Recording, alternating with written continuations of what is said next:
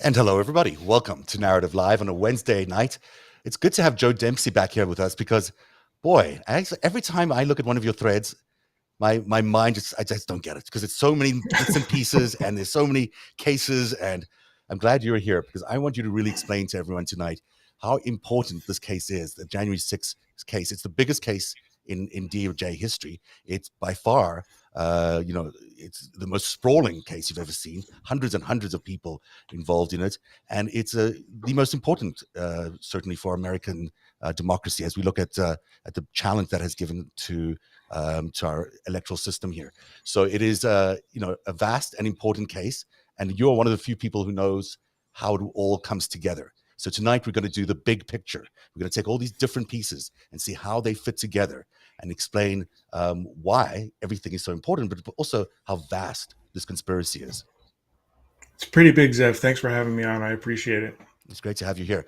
We should also invite people to go to narrative.org/TV because this is an interactive experience. We're going to ask people to ask your questions to Joe. Ask anything that you need to know about these cases. How do they interact with each other? What how does Sidney Powell fit into the case with the Gomert case, which is the one you were just telling me before we got on the air? Those are some really technical things that most people might not get, but are so crucial to understanding how much coordination, how much conspiring, and how much planning went into this for months, if not years. Yeah. I mean, when do you think it all started, Joe? Actually, I'm kind of curious about. I said months earlier on, and I was like, maybe it's not even months. Maybe it's Yeah. even years. I do think it's years in the making. I think that things kind of came to a head in April, probably April of 2020. Mm-hmm. But I do think that years before that foundation was laid. I mean, you've got connections that go back years. You've got things that connections to like guys like Patrick Byrne that that we probably haven't heard a lot of, but probably will in the future. Had connections to Rand Paul, and Rand Paul had obvious connections to Ron Paul, his father, and the whole libertarian movement. And I think things go back even to 2009 with Stuart Rhodes, and that's when the Oath Keepers kind of came on the scene. And then 2011, 2012, you've got Amy Kramer and Michelle Bachmann, and you've got people dealing Sarah with Palin. Sarah Palin. I mean, you've Yeah. got all sorts of things happening over the years, and I think those types of things that built to what we've been witnessing. I certainly think that you look at the foundation of all of this. You have to go back to the Tea Party, and that's certainly where it all starts. And that takes you back to Rand and Ron Paul, which seem like somewhat fringe figures in American politics, but it's certainly their influence that led us to the insurrection and led us to even the Trump presidency. Without that, I don't think we would have got there without the Tea Party and without the polls. Yeah, a lot of this, there's a pretty good through line through the Tea Party. I mean, Mark Meadows, is part of that. He was getting awards for his obstructionism against Obama from Tea Party leaders. You've got Tea Party patriots from, Jenny Beth Martin, and just it is vast. It's vast. It's wide. It involves hundreds of people, maybe thousands Hundreds. of people. Who knows? Could be even a couple of thousand people.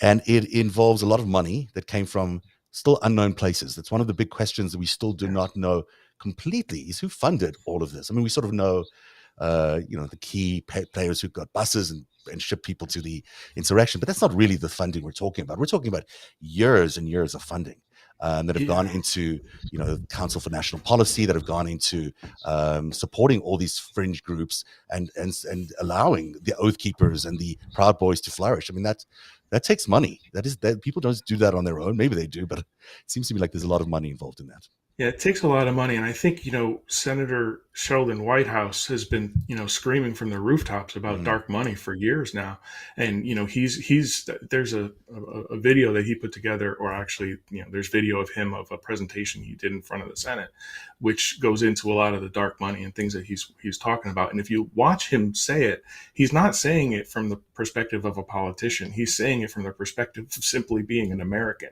This is wrong. Look at the money. We don't know who's funding these things. We don't know where the money is coming from. Citizens United was a terrible decision. And the court is packed with people who are making decisions similar to Citizens United and wanted it. Yeah. So, to sort of hide what's been going on, it's something that we're going to have to deal with, in the future. Without a doubt, this is not something that we've been able to unpack, and I think it's still going on today. I mean, Yeah. you look at the gaslighting going on, these racist laws that are being passed everywhere. What we're seeing in America is two different Americas developing, and one of those Americas is a America that's origins come out of the Tea Party, that come out of a very fringe, some would say like extreme point of view, and so we're seeing laws that I can't believe the laws that are being passed that they're just so blatantly racist, like the ones in Florida. You just like it's just shocking. It's shocking, and unfortunately it's becoming normalized, because there's really, they're just talking about it as though, hey, this is what's happening, not that what's happening is wrong. Right. Just today, I mean, Senator Kennedy was making disparaging comments about the first Black woman on the Supreme Court. The thing that just it churns my stomach. It really is disgusting when you're talking about just blatantly saying it's not fair to white people. Are you kidding me? Like, the Supreme Court has been nothing but white people. I mean, we've had a few Black men on the court. Obviously Clarence Thomas is there now, but if the thing that really gets me is this: Reagan said, "I'm going to put a woman on the court." And Republicans were great with that. Everything was fine. They continue to deify Reagan.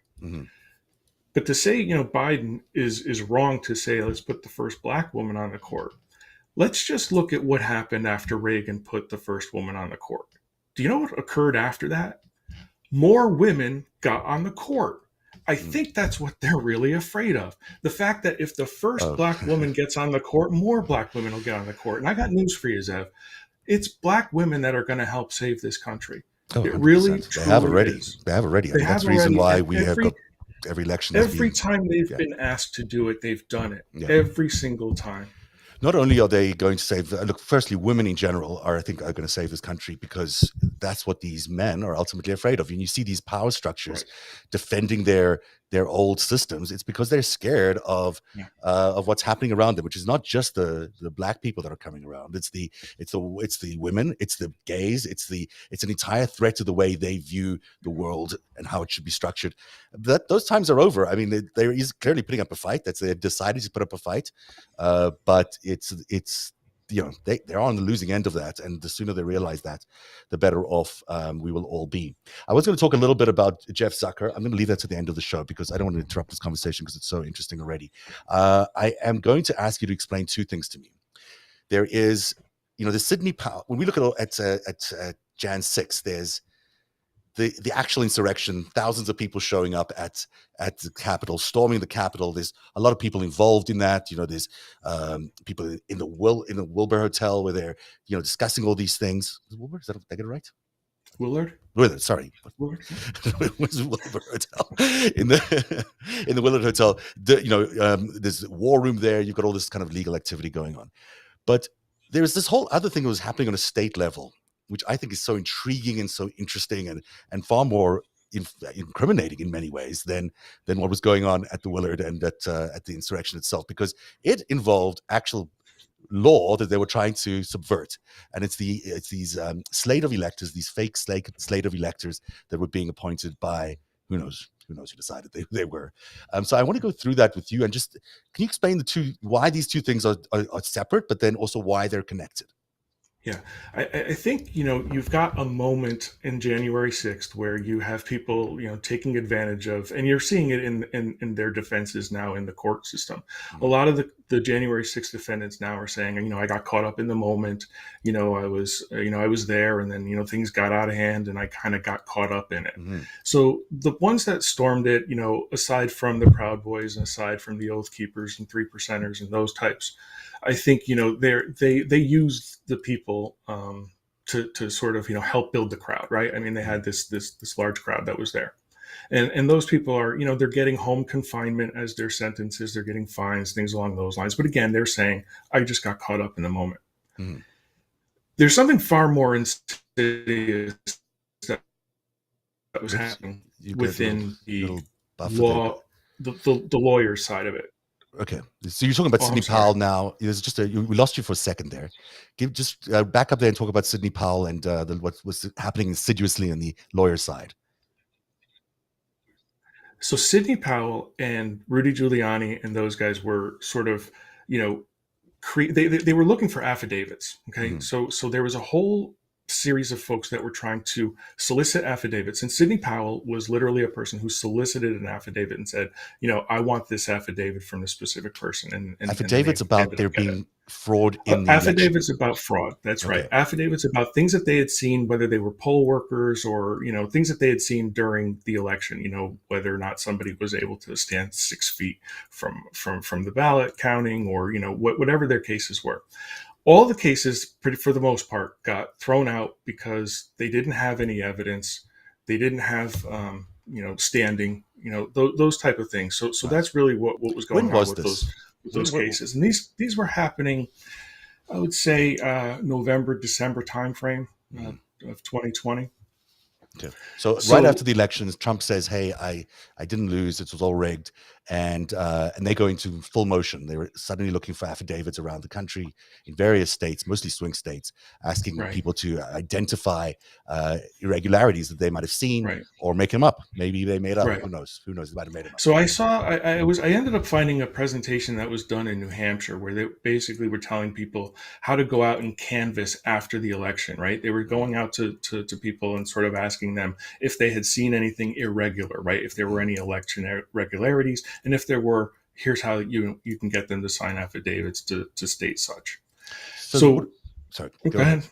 I'm just going to show up this first picture from your thread here, which is one of these cases, right? This is in the Yeah. So United States this in the northern district of Georgia, That's right. of So Atlanta. again, look at just the first off. Well, district isn't even spelled correctly I on know. I this, just right? saw that. So that's how these cases were going. To give you any indication, district isn't even spelled correctly. All right. But what I've done here is I'm showing you who the plaintiffs in these cases are, and I'm going to say that these are the Kraken cases, right? So Okay. Sidney Powell had the Kraken, and everything was going to be, Explain that to everybody, just so I know we sort of have an idea of what it is, although I'm not sure I do. But what sure. do you view as Kraken? What are the I Kraken looked at the cases? Kraken as, there's from a meme perspective, unleash the Kraken, right? This Mm, mythical character that yeah, can, go out and do whatever. And yeah, I think that what they were saying was this was going to be their ticket to overturning the election through a legal process by saying that, look at all this fraud that was occurring. right, And then they were suing people like, the governors of the states, and they were suing, just to try to say, let's get in front of a judge. So that's right. that's what the Kraken was, a nationwide sort of, here's where we're going to put lawsuits, whether it be in Michigan, whether it be in Wisconsin or Georgia or Arizona. We're going to file lawsuits all over the place. Which, when you think about it, is very Trumpian. I mean, sort of this is the way Trump has done his business all the way through his life. He'll sue everybody, threatens to sue everybody, tries to find his way through the legal system to win, even if he's not actually correct. Yeah. So it fits into his MO quite well. And in this Throw case, anything against the wall and see what sticks. yeah, which is fine, I guess, if you're doing business in New York, but and maybe you've got a couple of judges in your pocket. But this is a whole different case when you're trying to subvert democracy. And it's interesting. The name here that stands out, of course, Brad Raffensperger, who was the conversation that Trump now famously had on the phone, asking for 11,780 votes or whatever it was.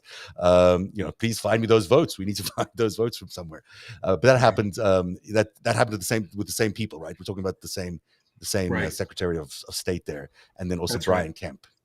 That's right. Yeah. And what we're seeing on this, if you look at the red underlined names that are here, Mhm. what's interesting about these are plaintiffs that were, if you look at the top, this was filed on 11/25. Okay, so November Right. 25th, this is when this case was filed in Georgia.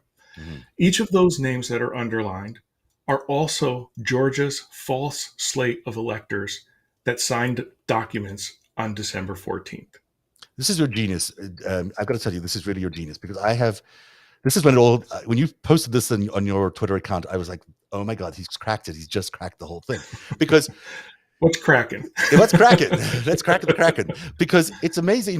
This is so significant that these same people who are out there lying basically about the fraud on November last year in the elections are actually um, are actually the same people who then put themselves up to be the slate of electors, the false That's slate right. of electors. So it's not like you need to look very hard for this continuity between Sidney Powell trying to do this, in November, and then these people showing up in right. January saying, "Hey, we're the slate of electors."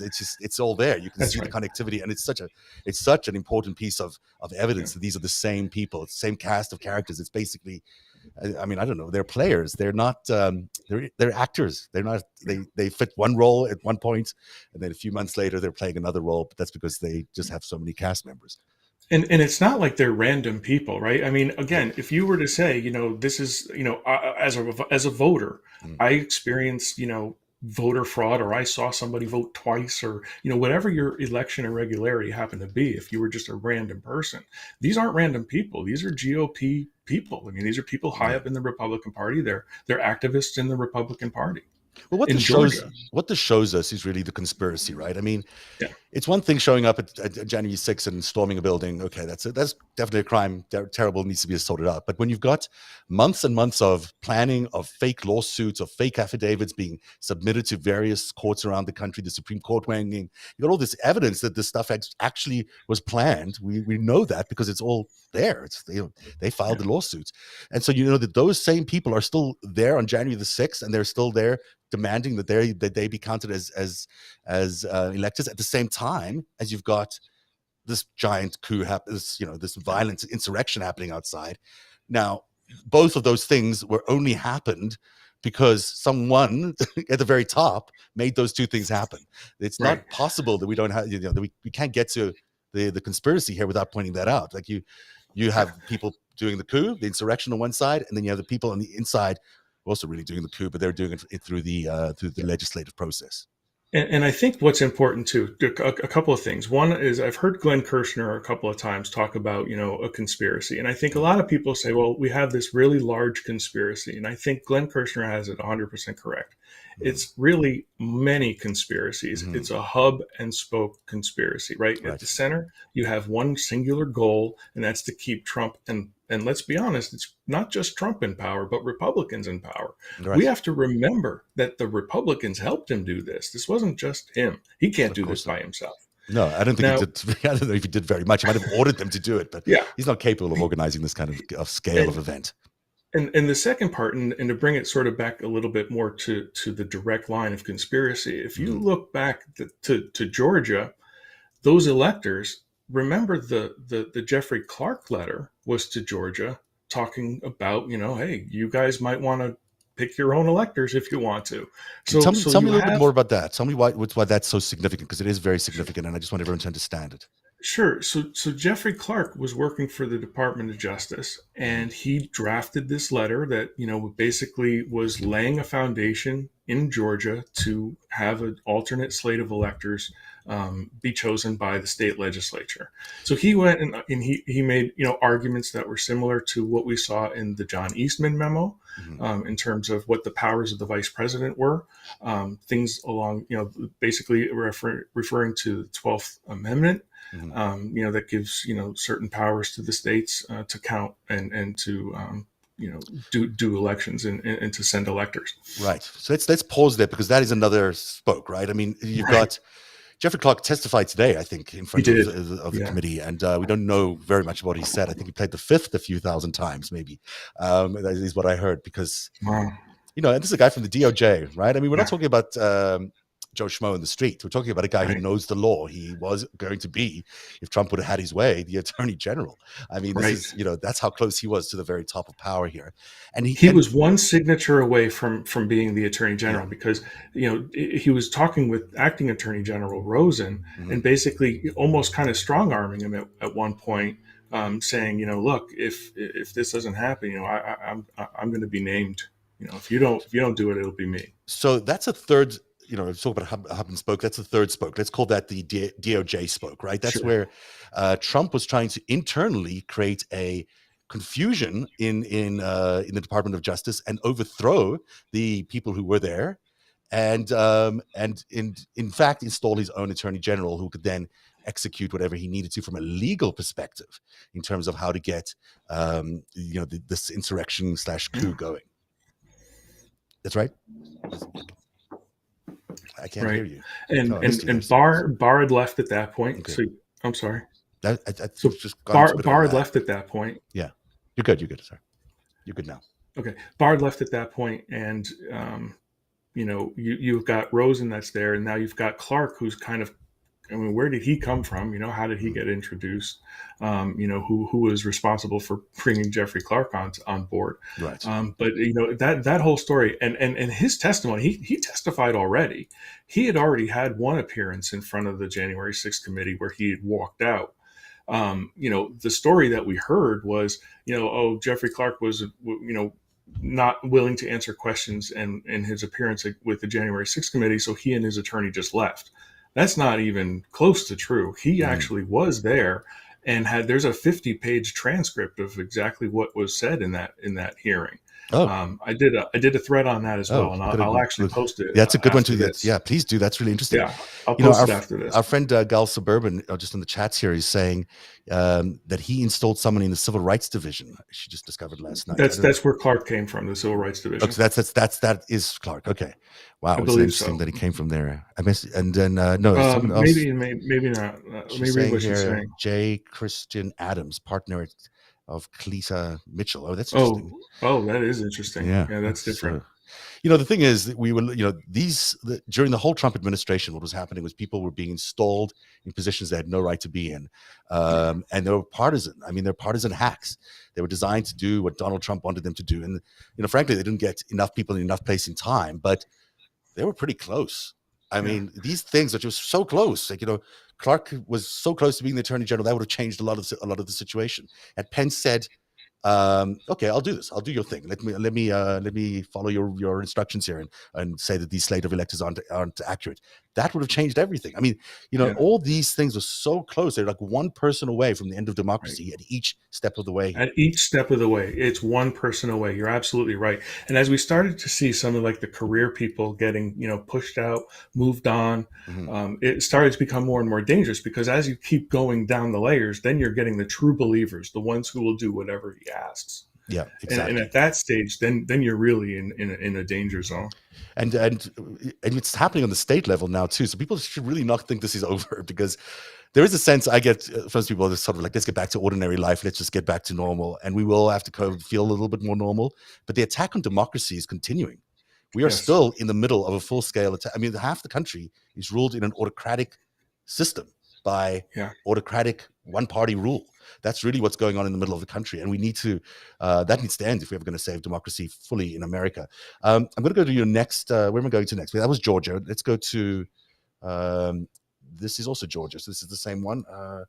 It talks, I'm going to throw this up and you tell me what this is. And sorry, I'm trying to go through your threads here and figure it out. What is this the same thing or is this? This is Michigan. So in Michigan, yep. So in Michigan, the ones again, this was the same day. So 11/25, right? So the same day as they filed in Georgia, they filed in Michigan. Interesting. They were able to spell district correctly this time, which was kudos to them. But did they didn't they get the districts wrong in one of these? I think in where was it? I think in Wisconsin they copied. Maybe it was Michigan. They took the districts from the wrong state and put them in the wrong case.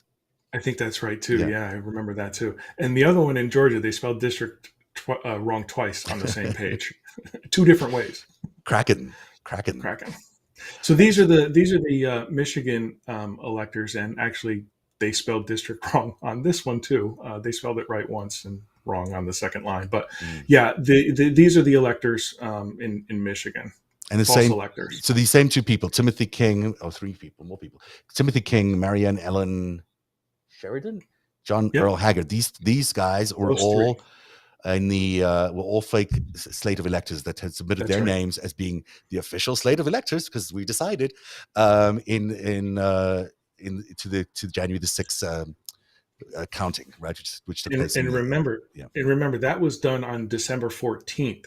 So here they are showing up November 25th. Unbelievable. Oh, so this is after the fact. That's interesting. This is prior to them becoming false electors. They were named as plaintiffs in these lawsuits. Right. That's what I was. By Sidney Powell, and these are Sidney Powell's, And Sidney Powell, by the way, who is Sidney Powell? Because she's a fascinating creature.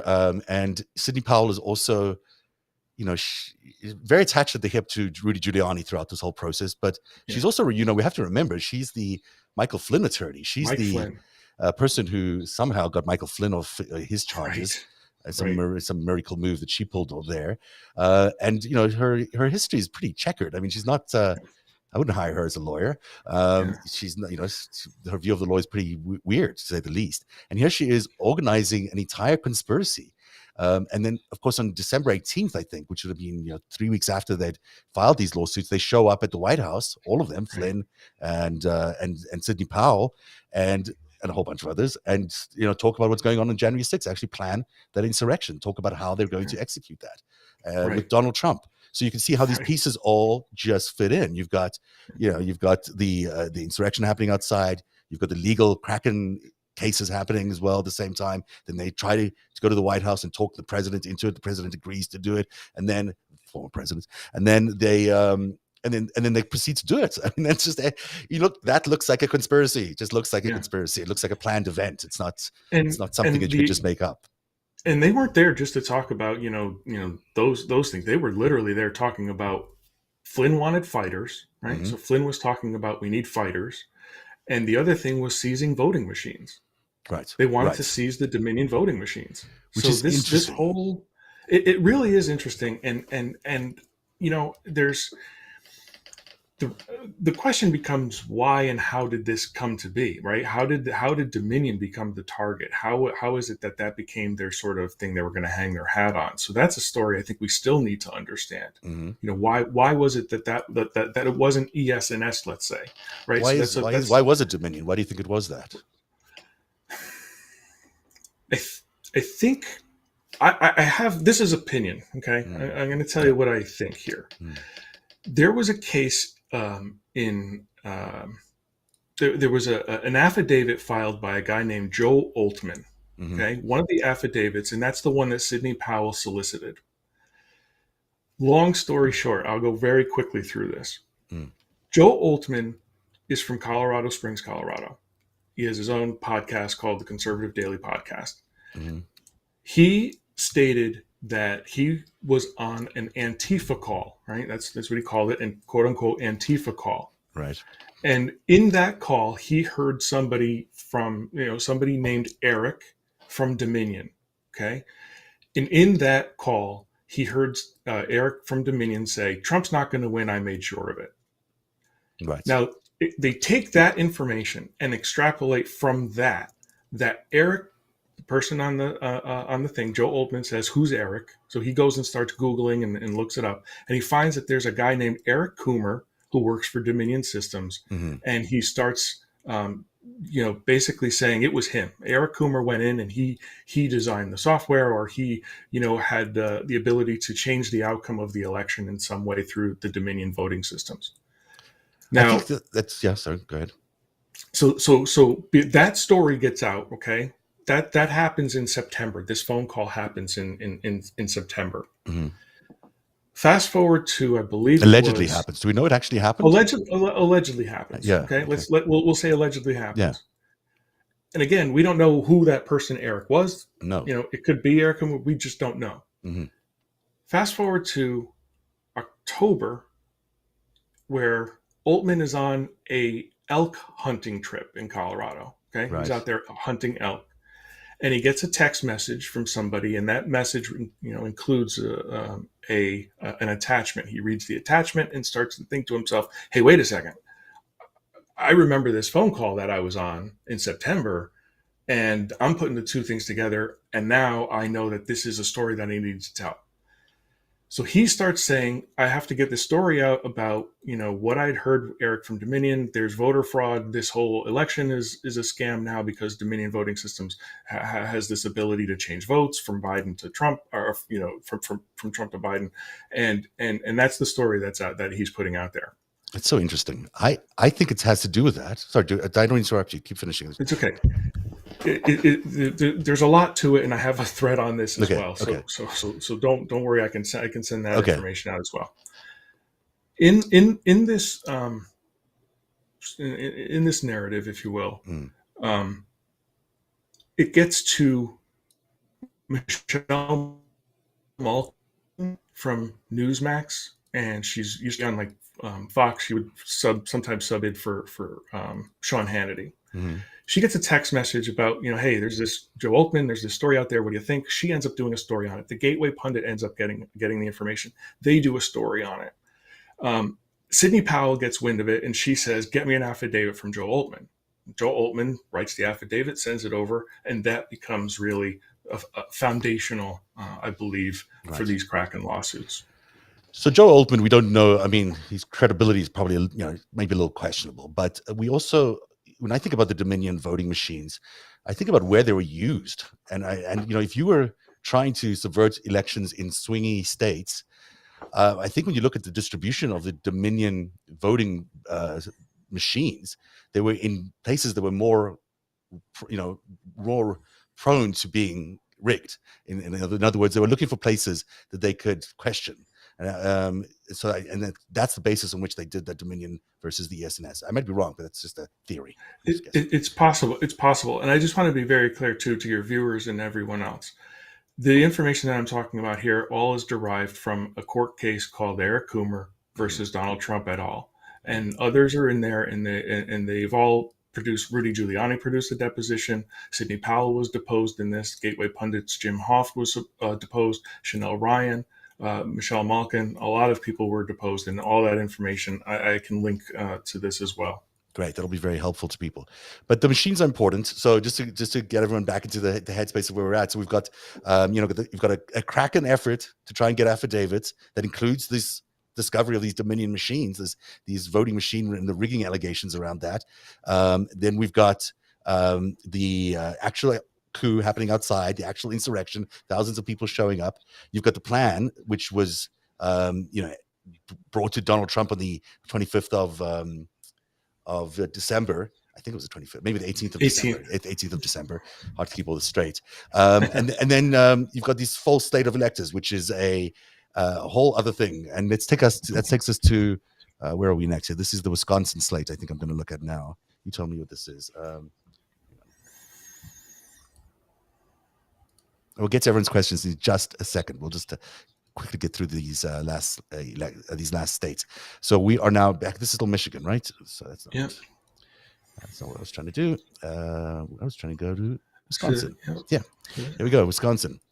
So, Wisconsin looks like it has one as well. It doesn't. Oh, there it is. Okay, so what are we looking at here? So again, these are the red highlighted is another. This was the lawsuit in Wisconsin. This is Kelly Ruh. She's a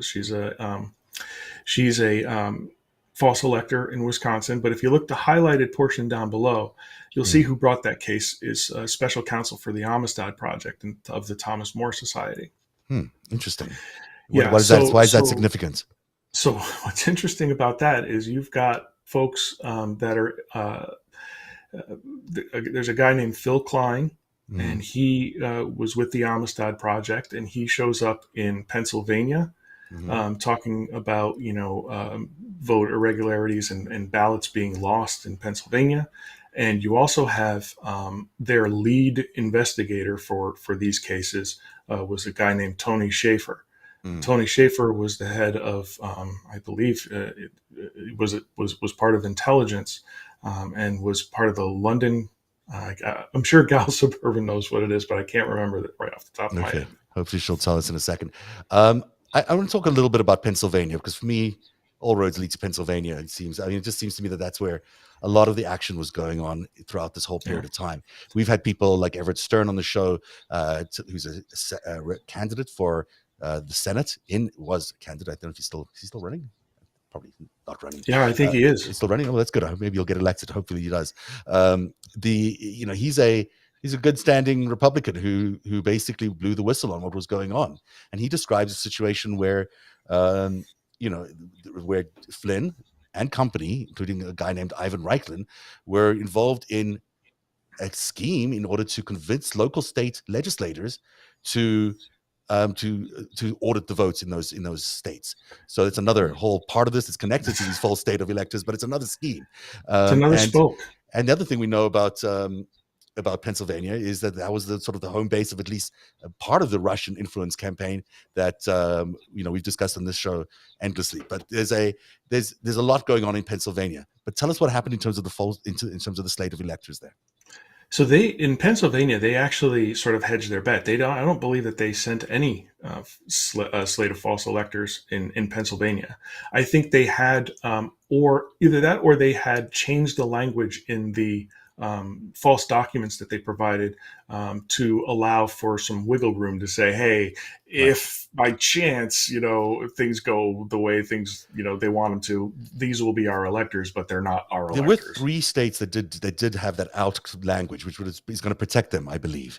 But Yeah, I believe it was Nevada, Pennsylvania, and New Mexico. right. But then there is also this, which I find kind of fascinating, that on this in this is Pennsylvania, I think still that Yeah. this Lou Yes. Barletta is on Right. here, and Lou he's Barletta is running for governor of, I think he's in the governor's race, I believe, in Pennsylvania. this is happening a few times when you look at these guys are actually still standing for office. Can you believe it? They're still, not only are they trying to overthrow the government, they're still standing for office. It's kind of Well, again, I think that sort of goes back to what we were talking about earlier, in the sense that people may not know this, right? People may not even be aware that these are what they may be just hearing what their what his stump speeches may be.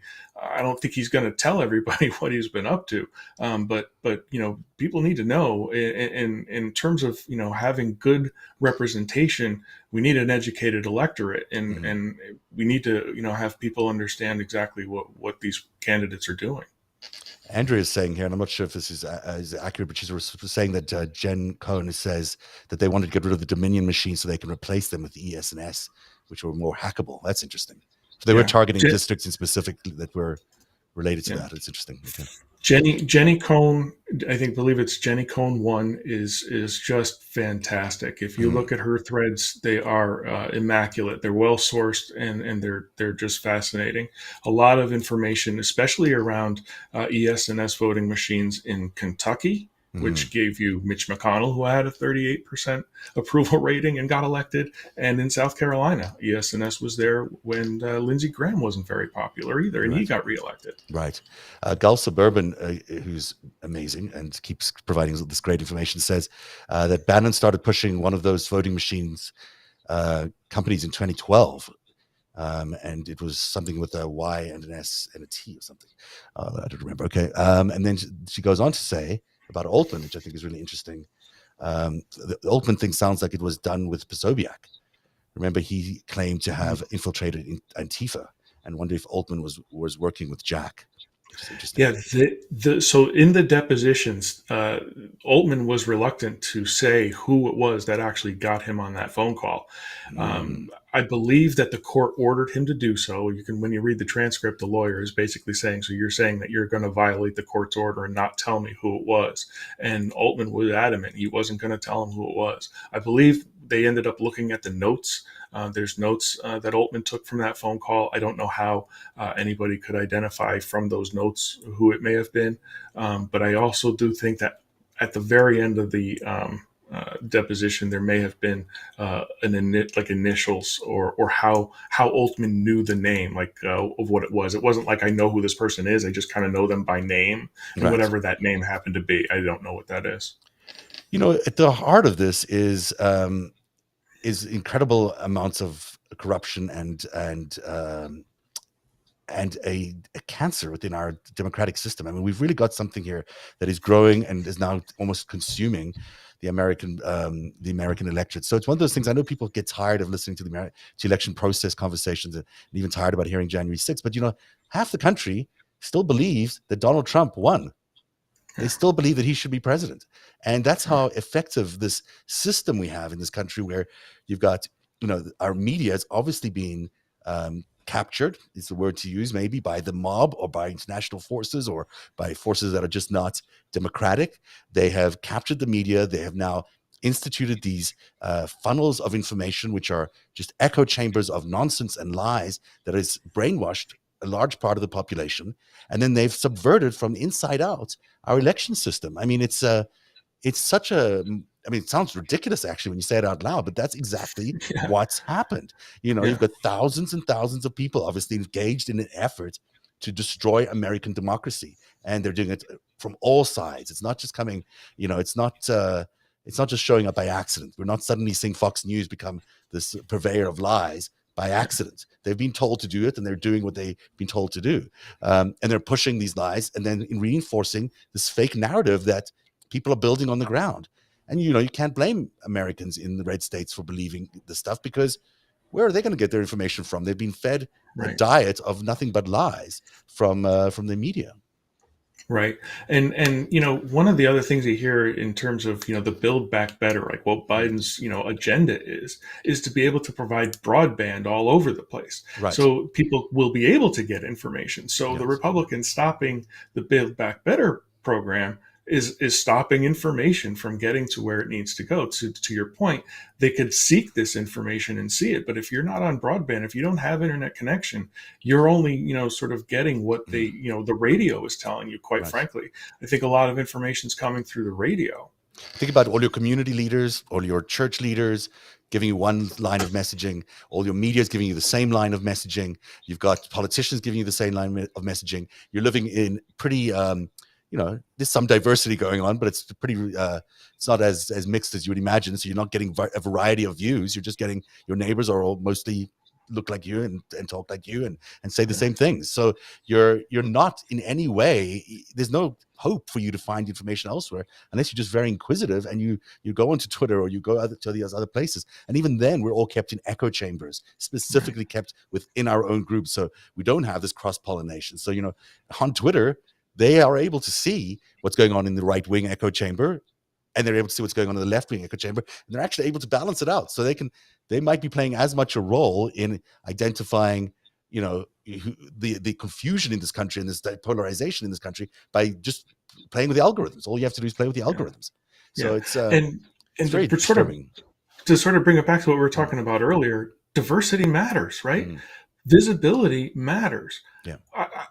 My heart kind of grew so much the other night because when this was announced about the Supreme Court picks, I believe it was Joy Reid. She had a picture on the screen of 5 potential candidates. I paused it. So my wife wanted me to pause the TV so she could take a picture of it because it meant that much. It means that much to be seen. And when you're seen, people get a different perspective.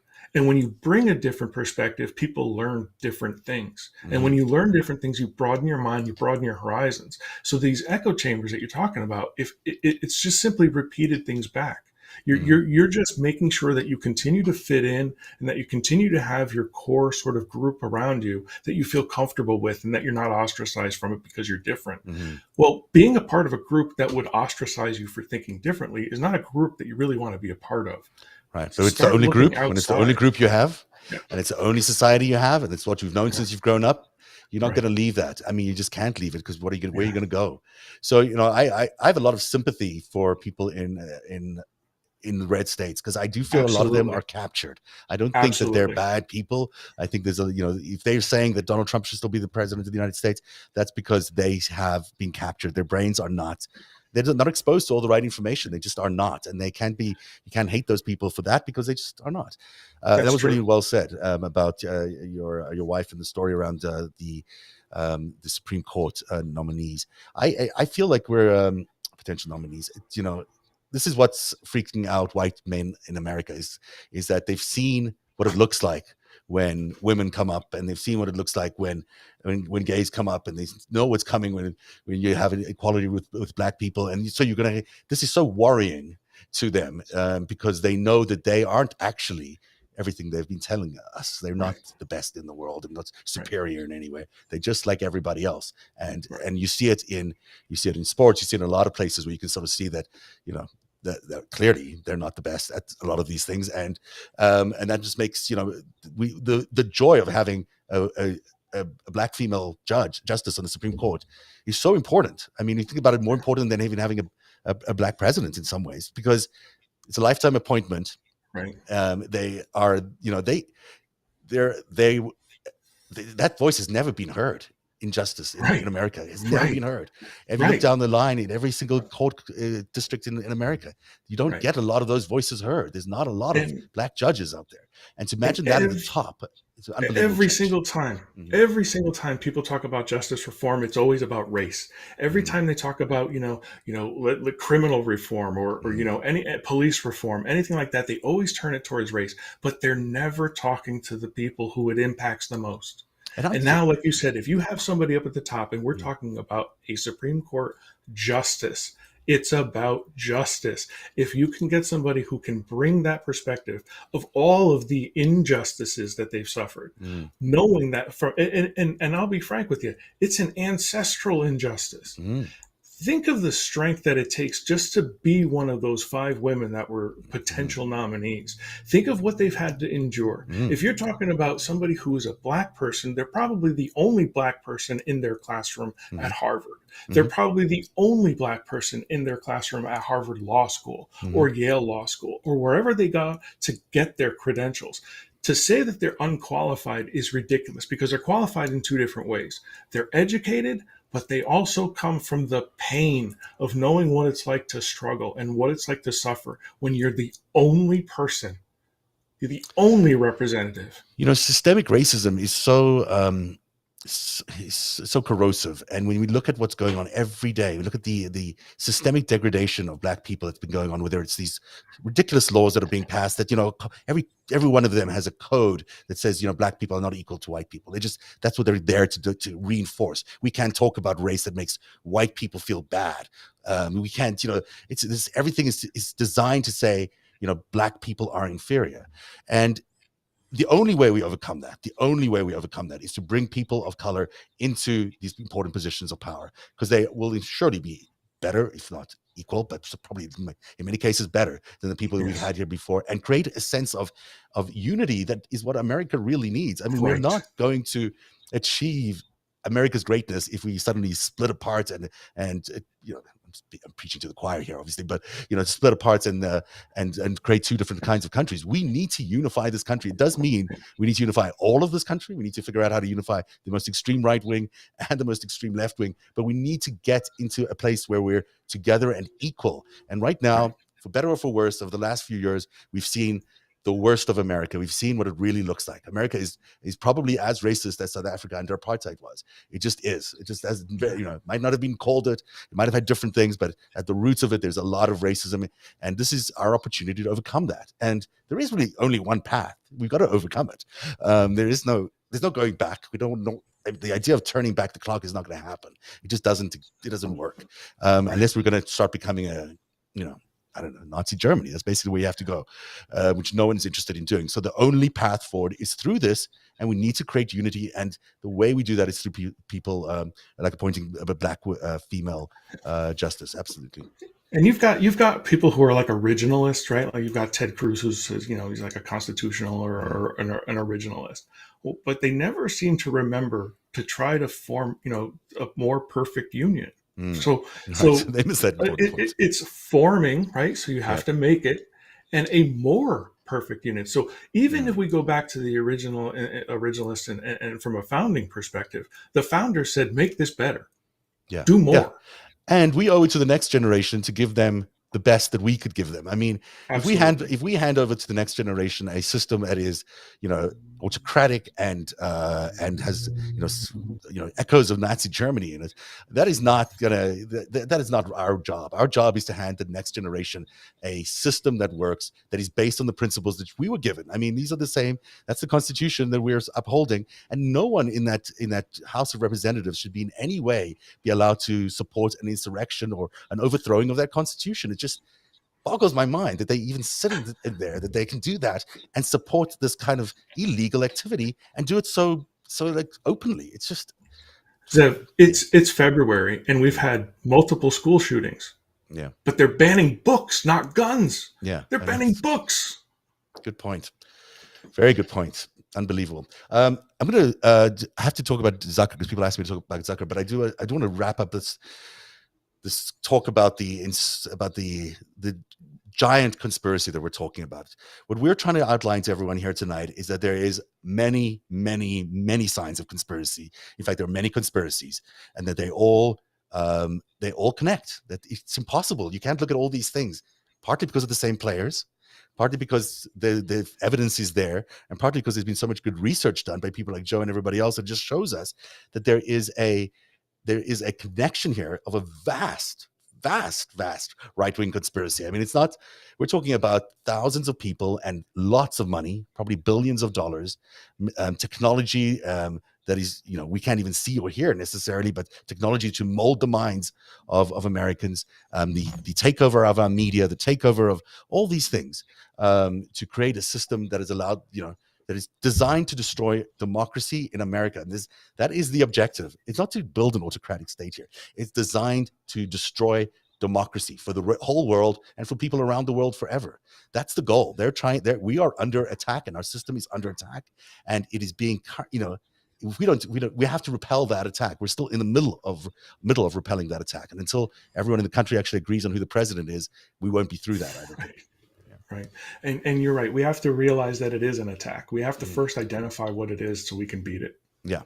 On that note, I'm going to talk, because this actually does connect. And I think about Jeff Zucker. I don't think many nice things, but I do. And one of those things is that he's one of these sort of old traditional white men who's ruled the media in America. And today was a very significant day. And it's not covered in the newscasts anywhere, so I'm just going to bring it up here because God knows they won't touch it. But Jeff Zucker, who was the president of CNN for the last 9 years, resigned today. He resigned. This is the note he sent everyone, saying that he had a consensual relationship with his closest colleague, someone he had worked with for 20 years. He acknowledged that relationship. This is during the Cuomo investigation. But he was meant to do it. He was meant to disclose it, but he didn't, and he was wrong. As a result, he's resigning, he said. And then he came to CNN. And look at this date, January the 28th, 2013. If you look at it, 2013 is where all the trouble sort of started. When you look back at how we got here, how we got to the Trump years, boy, 2013 stands out. And there's Jeff Zucker taking over CNN. Together, we've had 9 great years, he says. I certainly wish my tenure here had ended differently, but it was an amazing run, and I loved every minute. I'm grateful to the thousands of incredibly talented CNN, yada, yada, yada. I wish each of you nothing but the best of the years, with gratitude and much love. This is his note. This is the president of CNN. He doesn't talk about his viewers, doesn't talk about the stories, doesn't talk about journalism, doesn't talk about anything other than, how grateful he is for having, whatever tenure he's had there, where he's really turned this country upside down and polarized this country. This is the same guy who ran NBC Universal in the years that Donald Trump was on The Apprentice. This is the same guy who was his boss for all that time. So here's the guy who created the myth of Donald Trump for America, because that's really how America knows Donald Trump, who then gets allowed to take over CNN. How did that happen?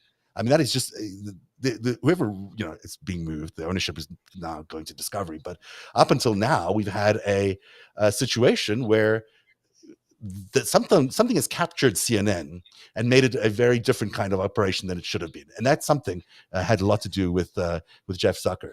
He was meant to go years ago, but he didn't. I don't know how he survived in the job for the last couple of years.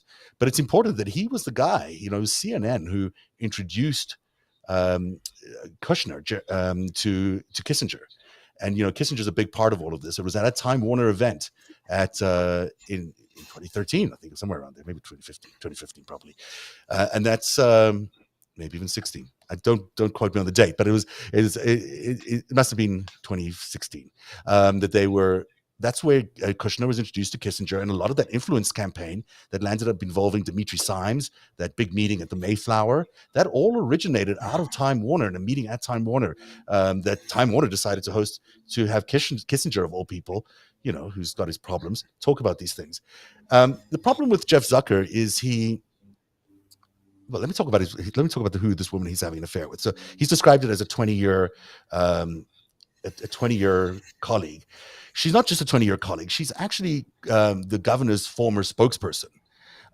She was there for 4 months, and this just tells you how interconnected everything is in this world of New York. She is she was there for 4 months before returning to CNN when he took over CNN. But their relationship, she's his chief communication person, as he's been executive producer of the Today Show and various other jobs that he's had throughout the years. She's been by his side as a chief communications person that he's having a relationship with.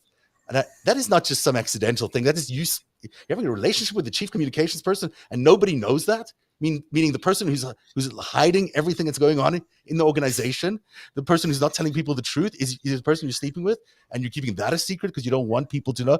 Everybody knew, so who was he keeping it a secret from? It was sort of plainly obvious. What he's trying to do is, as Zucker and all these other bigwigs at the media networks, which I've gotten to know well in my life, they surround themselves with people who can run the system, who can control the system and stop the messaging and stop the negativity. And then they create these fortresses. They're like mob fortresses. And if you work there, you follow the rules, or you can't, or you don't get your job. That's happened to me many times. I was up for a job 3-4 times at CNN. 3 times I was really sure I was going to get it, and Jeff Zucker would kill it every single time. I don't know why Jeff Zucker doesn't like me, but I suspect it's because I'm not like him. And I'm a journalist, and I like to tell the truth. And he didn't like the fact that I was also a young executive producer of a morning show that did really well, like he was. He was a young executive producer of a morning show. But those are, I don't want to read his mind. I just know he's not a big fan, because every time I try to, someone in his organization put me up as the person to be hired, I would get knocked back. And there was a whole Epstein thing that happened, which is basically them catching and killing an Epstein story that I published, where I revealed that Epstein worked for the Israelis. We brought the story to them, gave them the story, and then they killed it.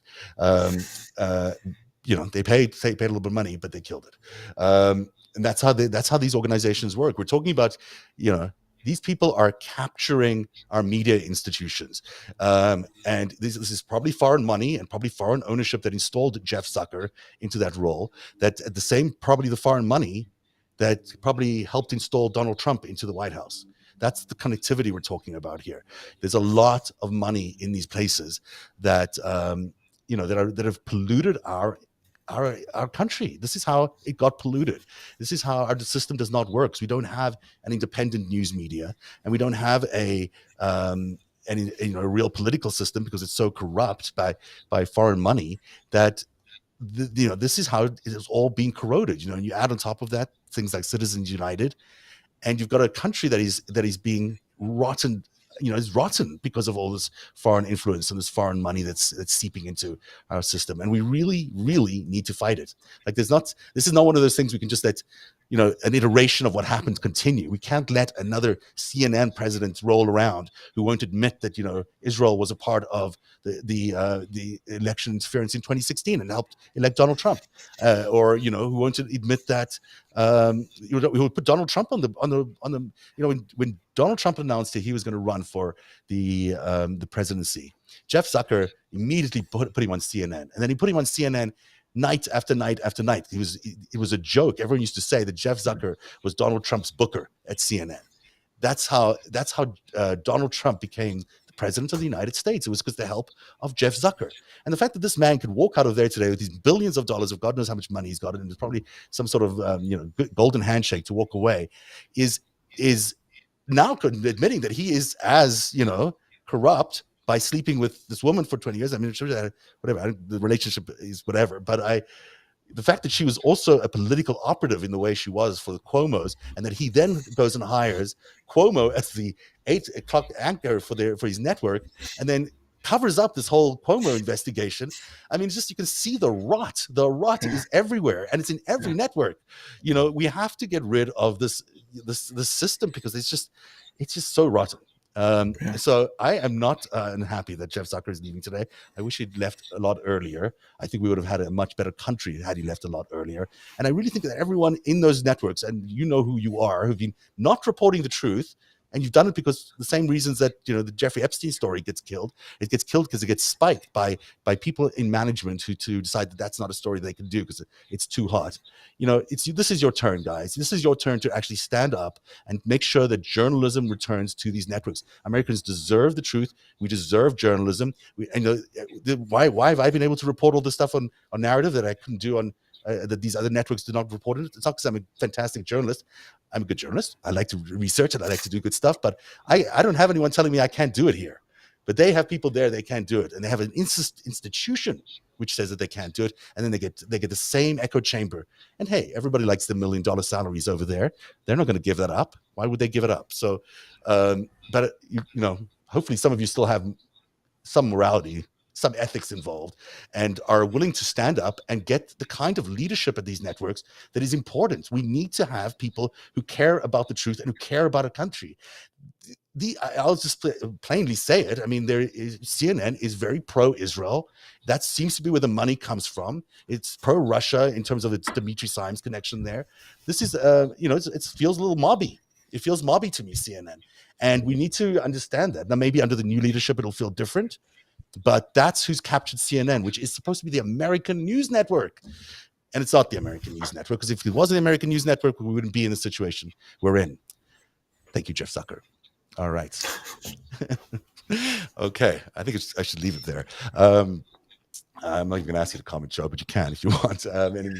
Zev, what I think is, I think you're right. The truth needs to be explained. Mm-hmm. I think people need to stop, opinion news is, entertainment, right?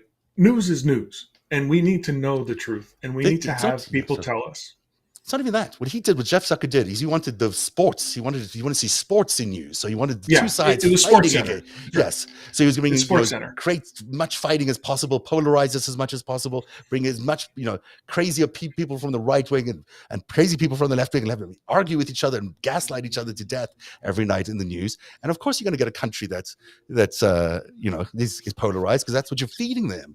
You're feeding them stuff that is making them, a polarized country, and that's inciting anger and fear and frustration. And then, of course, you're going to get those clashes. Of course, you're going to get people trying to show up on January the 6th and overturn an election. It's the job of the media to report the news. It's not the job of the media to I mean, you can give opinion. I think you can give some opinion, but it's going to be based on facts. It can't just be blown out of proportion in this ignition of fighting and attacking each other. It's just, that's what the news has become in America. It's just about lies, and it's about fighting, and it's about anger, and it's about fear. And this is not a country that's been built on that. That is not America. America's not about fear. If anything, it's exactly the opposite. So we really, and that's why I think that there's an opportunity for them to course correct, like you said, and we have to look at those opportunities. And what I put out sort of in my thread today too was all the things that we talked about tonight, right? Especially what you've just said about CNN and what they've done, and everything that we've talked about in terms of the vast conspiracy. If it angers you, remember in November, when we get that opportunity to vote, remember what Ted Cruz said. Remember what John Kennedy said today. Remember that in November when you're at the polls. Remember what the Republican Party did to help Trump try to seize power and remove our democracy. Remember in November. When you get that information about, hey, we've got these false electors, and it's going to be, we're telling you that the Democrats are committing election fraud. Meanwhile, they're actually committing election fraud. Remember in November. And earlier, right now, because there is also, the nation's airwaves are not owned by the networks. They're owned by the people. We gave them to them to use. And of course, I'll connect this to the election in a second, but it's in terms of taking action in your communities right now, you can take action today by going out and supporting the right candidates, by making sure that every single district has a candidate in it. We have to fight everywhere around this country, and by exposing to your friends and neighbors what the truth is. But the media is another opportunity for people. The local TV station that's feeding you all the garbage it's feeding you is not their local TV station. It's your local TV station. You're allowed to go up to the FCC and say, hey, I don't think this station is doing its job. Its job is to provide me with news, but it's giving me lies and disinformation paid by foreign propagandists. And I would like my news channel back. I'd like my news station back. And as a community, you can get together and get your rights back for the transmission towers and the transmission frequency. We're not talking about cable. We're talking about old school television. But that is the basis on which a lot of these networks are ultimately built. I mean, you start taking those stations away from these networks and, oh boy, there's nothing there left. So, there is a way for people on a local level to get at least the news portions of their local TV stations to do their jobs, which is reflect their community and reflect the truth accurately. That is the deal that communities have with the networks. They get the networks if they provide local news to the stations, to the local communities. They're not providing local news right now. They're providing propaganda, really, just lies. And so there is something that people could do from that perspective as well.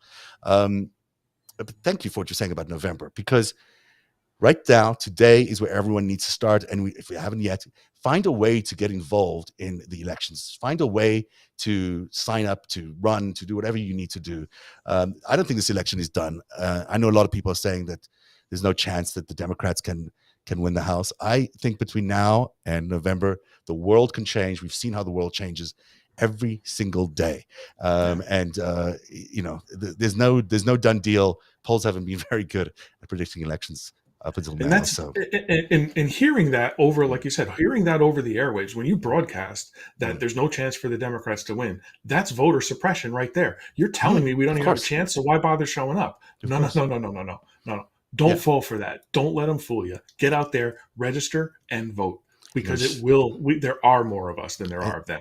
There are more Americans than there are fascists. Exactly. That's exactly true. And we've seen it in the last elections. And I'm sure there are many, many more we just don't get to see or don't get to hear their real opinions because they're living in very suppressive in red states. And to me, it's kind of weird to say it this way, but I think that the people living in those red states we need to free them. We need to free them from this totalitarian system that has been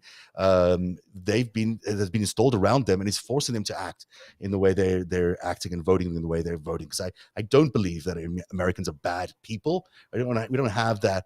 That's not why people come to America. People come to America because they're good people and do care about the world and do good things. And therefore, we need to liberate those people that have been captured by this by the Republican Party and its foreign investors, or who knows what else they've got backing them. On that note, I'm going to say goodnight. Joe, thank you so much. As always, you do such exemplary work. If people don't follow Dempsey2, you should. At Dempsey2, it's Joe's amazing Twitter account. You put in hours and hours of work looking at every single one of these court documents and connecting these dots in a way that is just is so smart. And I have to say that this connection between the Kraken affidavits and the actual people who put their names up as the full slate of electors, that is such an important intersection. That is where the spokes meet, actually. That is exactly where the spokes meet, and everyone needs to pay attention to that. So if you want to just say anything else about that or anything else, feel free to do so. Thank you so much, Jeff. I really appreciate those kind words. I really do. Thank you. My pleasure. And thank you for watching at home tonight.